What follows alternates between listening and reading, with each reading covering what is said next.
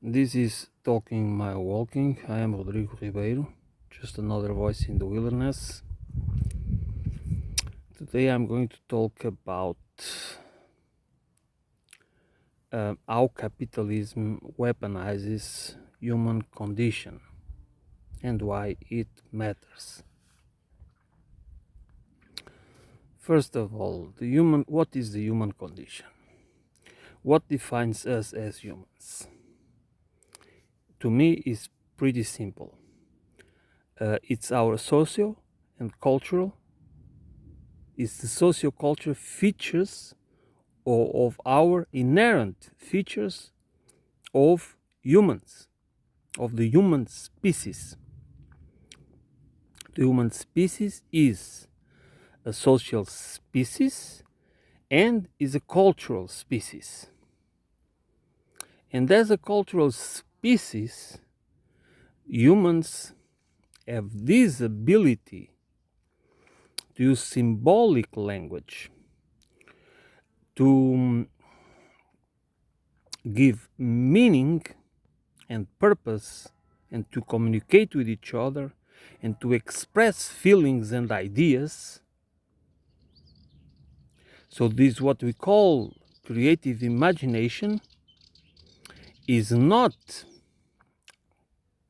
tool, is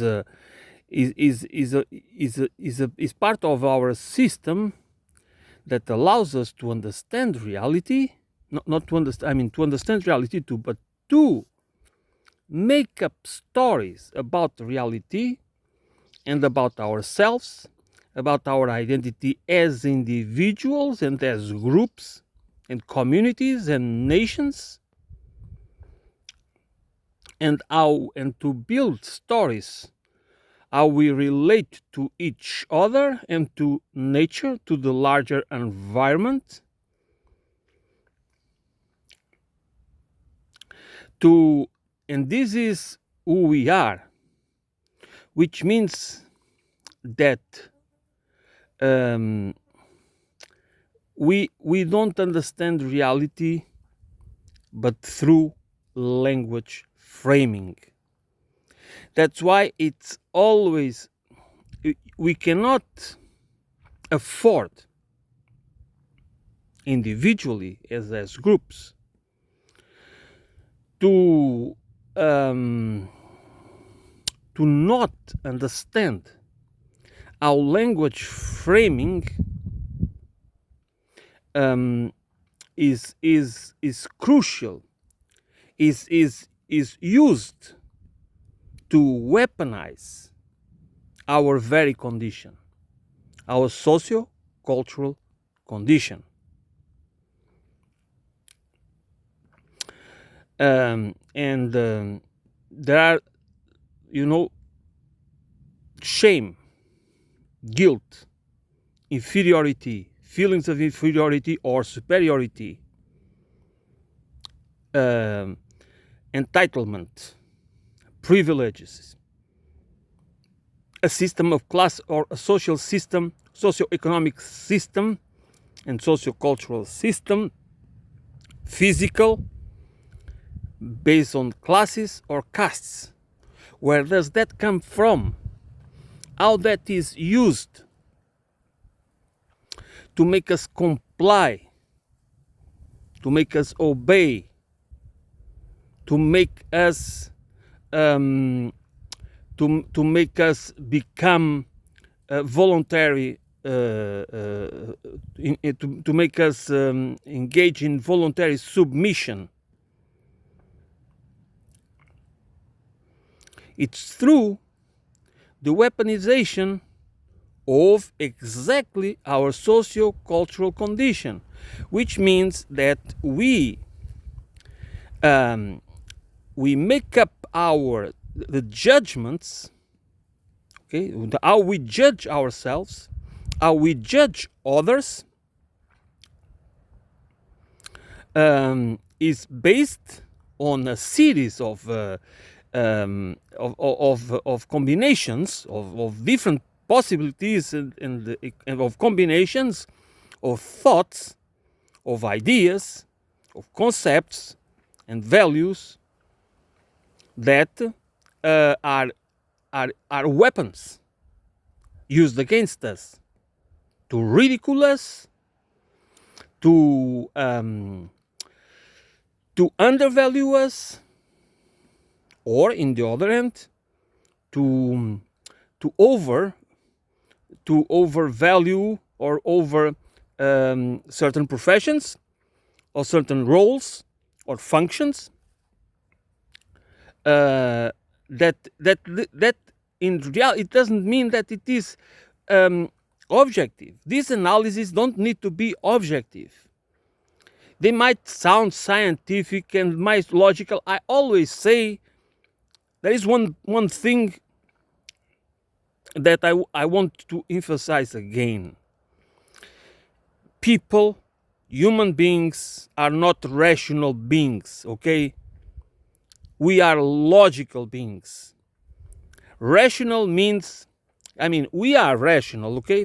But rational is when we do not allow to follow just logic. And most of the time, what we do,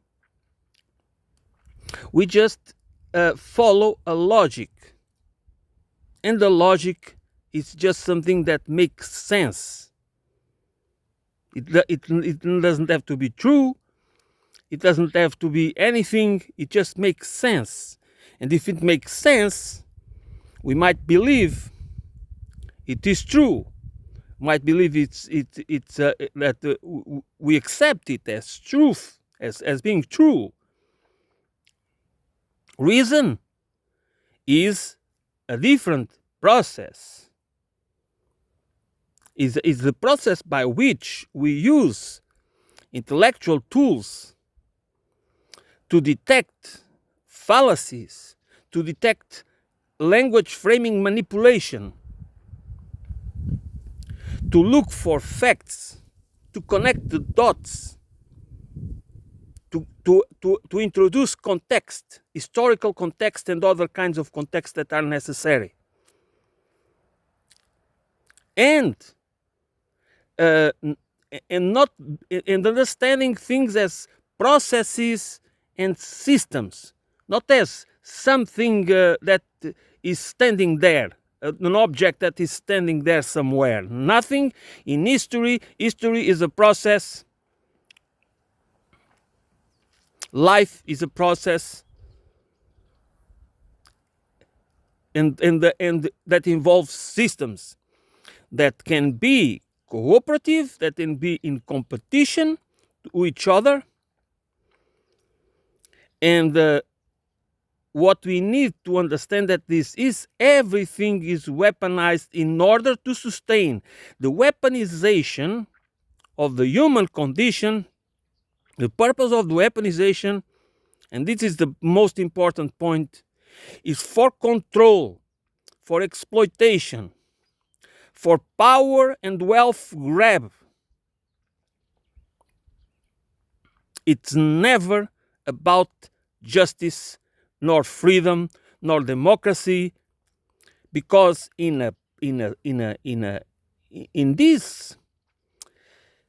this civilizational paradigm, imperialistic civilizational paradigm,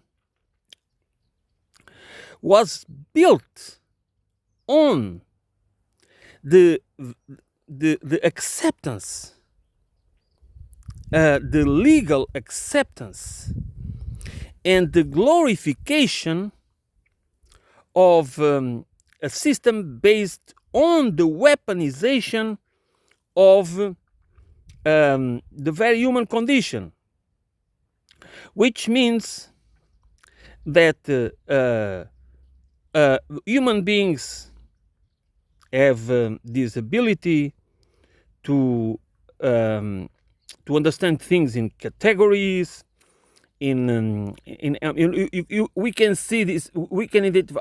All animals do it. Okay, all animals identify patterns, and they can understand what those patterns mean. Okay, what are they? They are an opportunity it's a threat. It's an opportunity.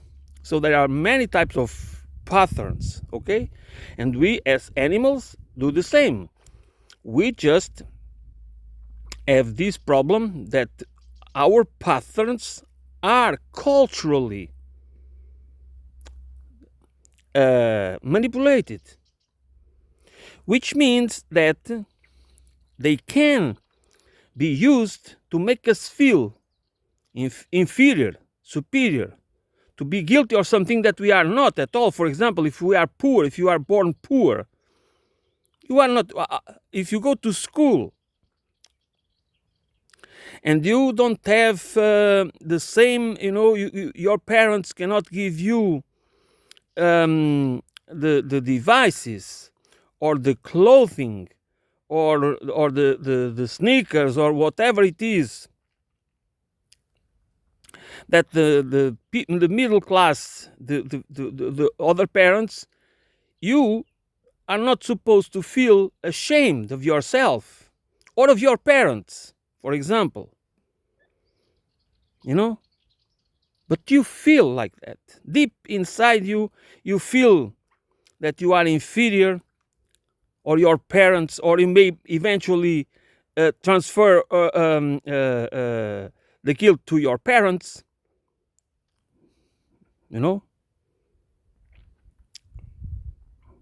or the rage or whatever that you feel. Because as social beings, we can compare to each other. We will always do it. This has nothing to do with envy. And when we weaponize it, that's exactly what capitalism does. Capitalism creates these divisions, and by weaponizing merit, make some feel entitled to what sometimes they do not deserve. Okay, because what they give back to society, it's not exactly the same what they get. Because what it matters in a society, in a fair society where justice, truth, and trust matters, is that what we get is reciprocity. Okay, it's reciprocity. It's not competition. It's not a zero-sum game.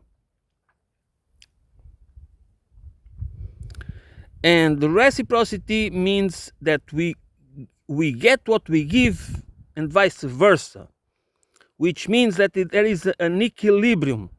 There is not people getting what they don't deserve and transform it into power and to the ability to use the mechanisms of the state to control the many, to exploit them, to keep them and to keep them poor, and to make them feel guilty about it and shame, because everybody gets in a capitalist system, which is a competitive system, the same competitive system with competition. I sometimes I quote the Rockefeller, that he once said that competition is a sin. The founder of the Rockefeller, I don't know, I don't remember his first name. And recently, Peter Thiel said in several occasions, at least I remember one in a Stanford talk he gave, or several, that competition is for losers. Yes, we know that. I know that for a fact. Okay, we are competing with each other for crumbs, and we must be divided, and all the rest. So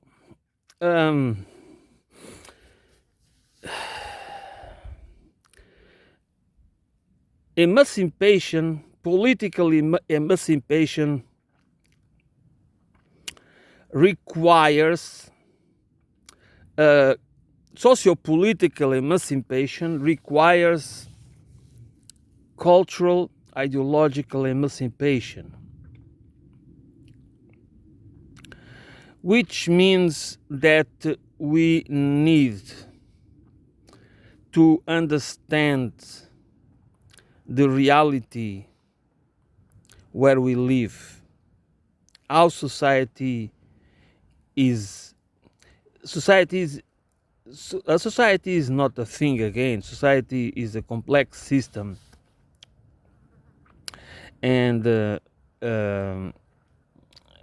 we need to understand it in a dialectic way. But it has to be.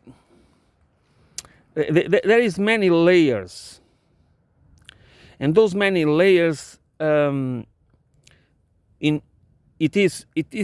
if we do not because we can be weaponized by many things, by religion, okay. We can be weaponized, but we can be made. We can be at the same time. You can feel inferior of our condition, but we can feel superior because we belong to a group or a sect or a cult that tells us that we are superior. So by belonging to this group, that in socio-economic terms, we feel inferior because we live in a poor neighborhood, we are excluded, we don't have fancy clothes, we don't have this, we don't have a nice car, or go in vacation to nice places, but we have this reassuring the feeling of belonging to a group that tell us that we are there is something superior, something. So this is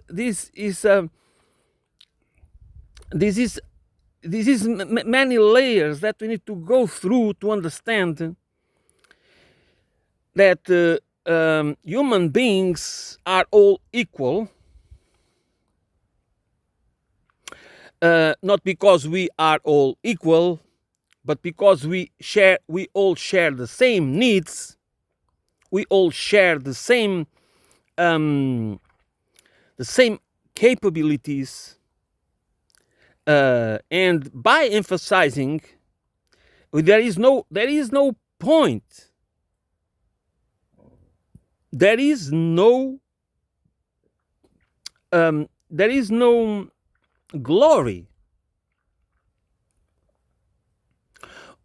in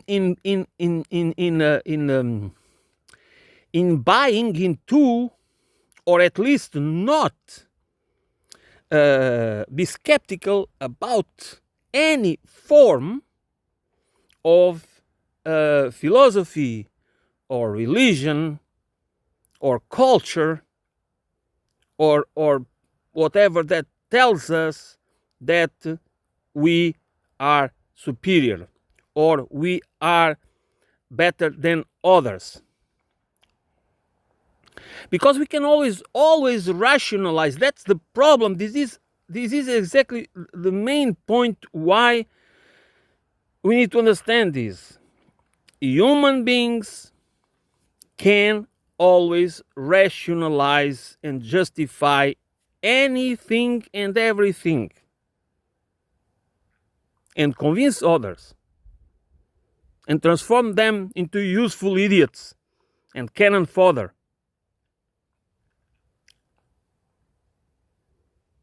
Okay? And which means that we are, once we accept that the human condition is normal, when we accept and normalize the commodification of the human condition, and competition is about the commodification of the human condition, which means you are there. out there in a market, in the market. It's the job market. Okay? You have to get an education to compete for your place in society. You don't have a place in society. You have to compete for it. You have to eliminate others.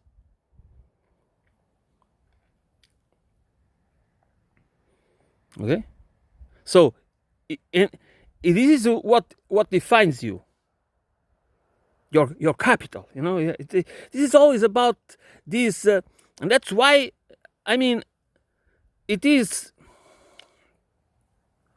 If we do not really go through this language framing, the weaponization of ideas, because ideas are dangerous things, okay? And the moment we, the many, that in so many, that most of us have to live all our lives in the mode survival. We are not living, we are not allowed to really craft our, to craft meaning, a meaningful life, while participating in society, while being useful to society. Because you are part of the market. You are a human resource, okay? So therefore you need to get the skills in order to be better than others, in order to outcompete others, while keeping your together our social nature. That's our social nature. Social nature, and a condition, a social condition of the species that is social, is it is the lives of this species is based on cooperation and reciprocity and solidarity.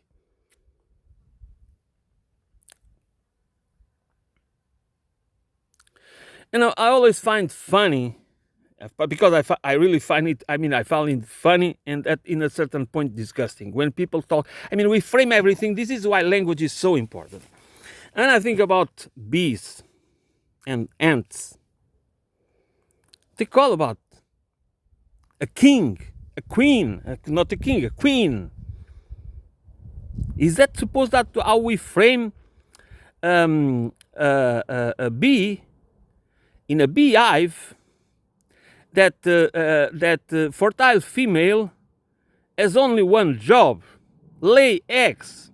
Is a queen of what? There is no queen.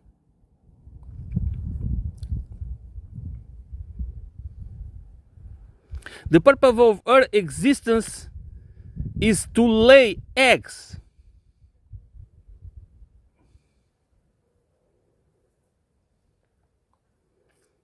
The hive is run in a cooperative manner, not by a ruler. There is no need for rulers.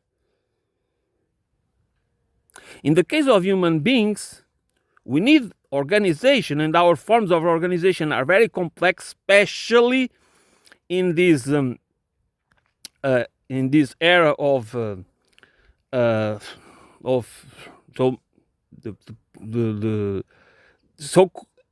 our societies are so complex that we need some form of. We might need a hierarchy. I don't like it, but we might need a hierarchy. But do we need the kind of hierarchy that we have today? A vertical hierarchy or an horizontal one? We need organization, I'm sure about that.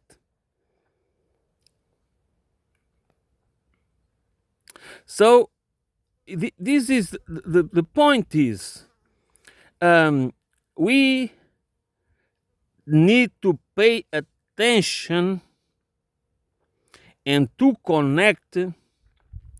Because if we do not care, because I know people like that, oh, you are always complaining about the words that they're using, this and that. No, words matter. Ask those, you know, Edward Bernays and Ivy Lee and all the rest of these guys. They knew it. And all the propagandists know. How you put them together matters a lot. Because words will, by repetition and mimicry, they will shape our identity, our psycho-socio-cultural identity, our deep in our minds, subconscious minds. Who is speaking here? It's me. I'm sure, I know, I'm conscious of it. But where does my knowledge, the words I'm using and putting them together as a conscious process, where they come from? Where are the ideas? Why do some ideas inside of my mind are dominant and others are not? Does it come out of a process, of conscious process, transformative process that I engage in trying to understand reality through a critical, analytical process, a very skeptical one? Or do I allow to be colonized, instrumentalized? Okay? Because it's not about indoctrination. Everything is indoctrination. I am indoctrinating in something, voluntarily or involuntarily. The next step is the instrumentalization. That's what matters. That when you become an instrument of something involuntarily, that we do not know that we are an instrument. And this is why we need to stop this idea that everything we choose and decide and it's about it's part of a sovereign process. It's kind of that we make it ourselves. No, we don't. I repeat it again and again. What we are, all of us, is bits and pieces of other people's knowledge and experience. Because we are sociocultural beings in an individual form, in an individual existence. Nonetheless, what prevails is that condition. That's why understanding shame and guilt, feelings of inferiority or superiority, it's important. Because you need to understand, why do I feel like this? Is it my fault?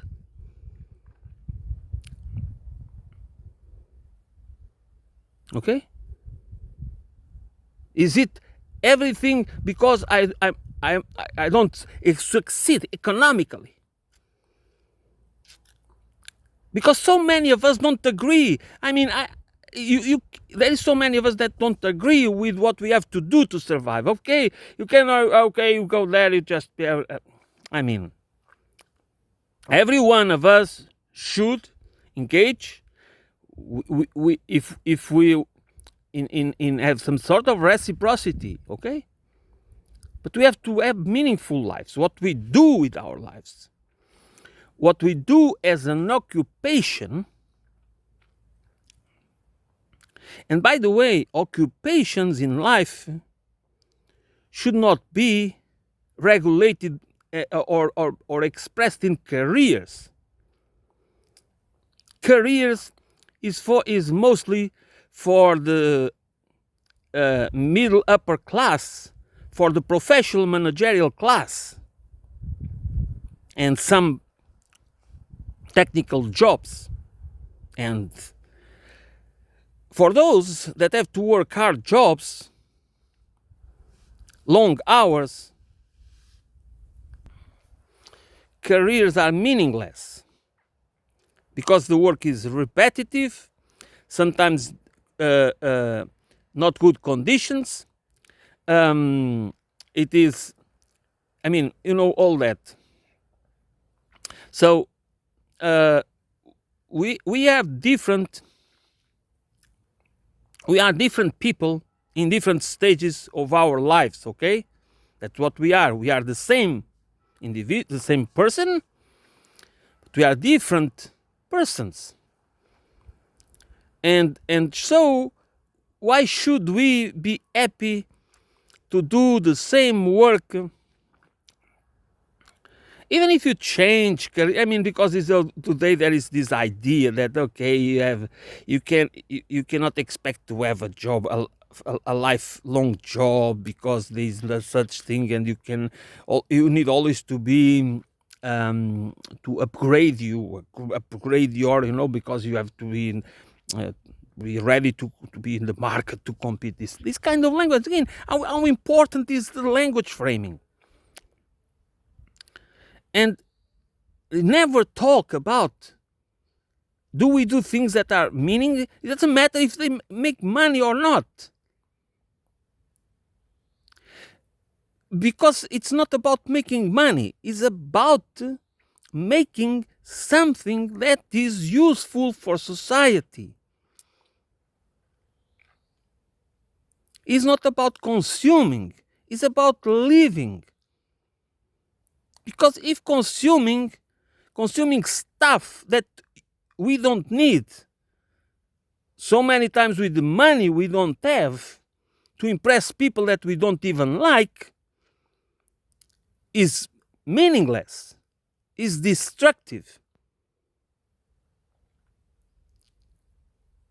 Because in the long run, we are engaging in the self-destructive behavior. Because there is no fulfillment. There is emptiness. And that emptiness is because we don't build creative and constructive relationships, nor with people, nor with nature, basically almost, it's because everything is commodified. You have to buy you have to buy we have to buy this or that, I mean, what stuff and services and this and that in order to be happy. And that happiness is an addiction, because it's like you are only happy for a short period of time, and then you need another shot. You need another dose of the opium. Because it is supposed to be an endless process. That you are comparing yourself with others, and whatever others have, you want to have too. And they say, oh, it's envy. No, it's not envy. It's the nature of a social being that is conscious of everything around it and knows that, just wants it. It's normal. If you see if a kid sees another kid eating chocolate, is it envy that the kid wants a chocolate too? Would you call it envy? Or a toy or something? Or is it due of its social nature? I mean, is this So um, we if we do not deal with I mean we literally live in a reality that is basically a web of deceit, okay? And this web of deceit has a purpose, and the purpose is to divide, to keep us weak, to keep us down, to make us feel ashamed and guilt of our own uh, of what we are not able to achieve. Because if we would working hard enough, or if we would be competitive enough, or entrepreneurial, or innovative, or whatever, uh, we would be successful just like the other ones. Yeah, yes, that's for sure. That it's how the system works. That's how any form of a pyramid scheme works. Exactly. This is a Ponzi scheme. Don't you get it? There is no justice. There is no truth. It's a system that cannot be trusted, and that's exactly what we are supposed exactly not to care about justice, not to care about truth, and not to trust each other,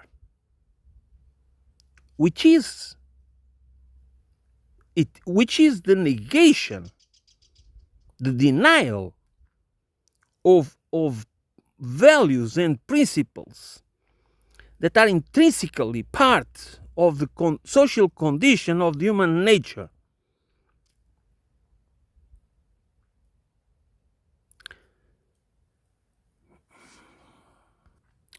That's why I always say that it's not enough to understand, to have an intellectual understanding of whatever problem or, you know, um, political, social, cultural, economic reality or whatever, because if we do not put it through a conscious transformative process, that we see ourselves, that we really include that process ourselves as socio-cultural beings that have to survive in a specific socio-economic political system, we can have intellectual understanding, but we lack the we lack the wholeness, the holistic understanding of the systemic holistic understanding of the reality where we are included. We are not only spectators, we are agents, and we are at the same time victims and agents, and we can be agents for the good, for the transformation, for the transformation, for a true liberative culture, a culture of liberation, or the opposite. But we are always agents. But in whose interests are we playing? In whose interests are we siding?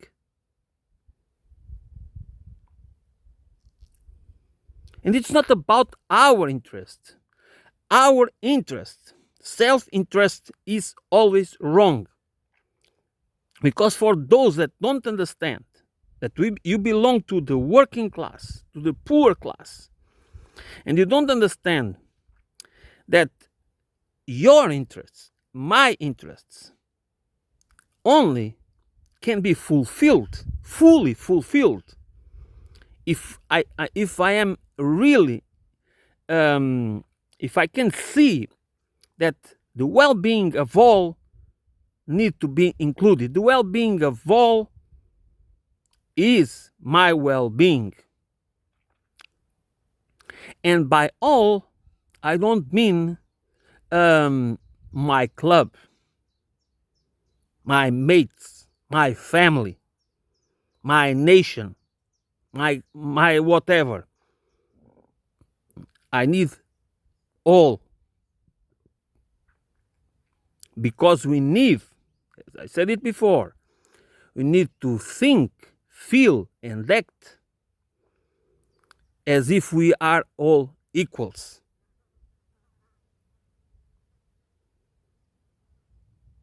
Because we are, and it matters.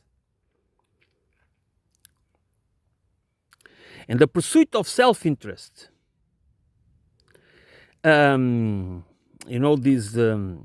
this individualistic is a feature of a sociopathic culture and society, socioeconomic system and sociocultural system, because they reinforce each other, which is another point that we need to understand, that how these things reinforce each other and weaponize our very nature.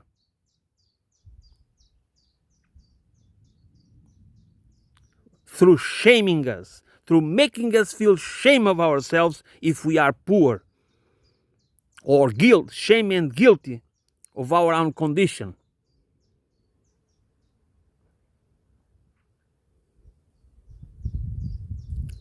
Instead of organizing and uniting to fight those that want to keep us divided,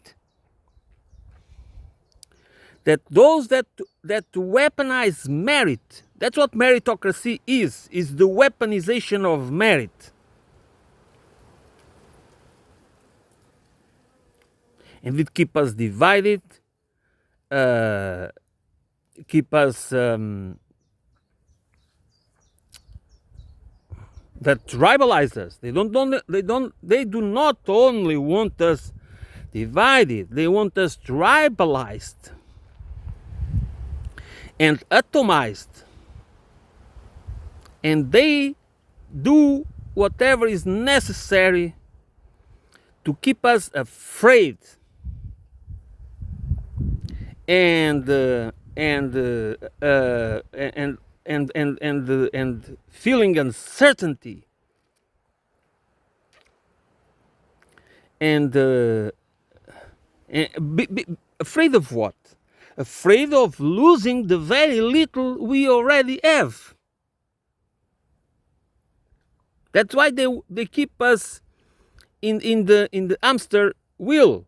They want us to run faster and longer, just not to lose what we already have, or just to not lose a roof over the head or whatever. And then how can we defend a system that treats us like that? How can we believe that what if we do not? I mean, please try to understand. There is no political democracy if there is no economic democracy. Okay? Because I mean, I think it's easy to but again, I have to repeat it again. Don't we understand it intellectually? Of course we do. Does it change anything? No. And why?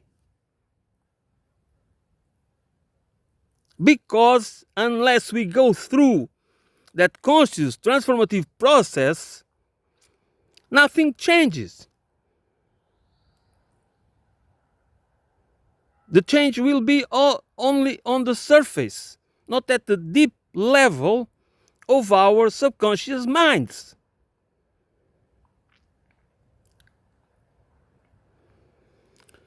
Okay, I'm going to end it here. Thanks for listening. I will be back soon.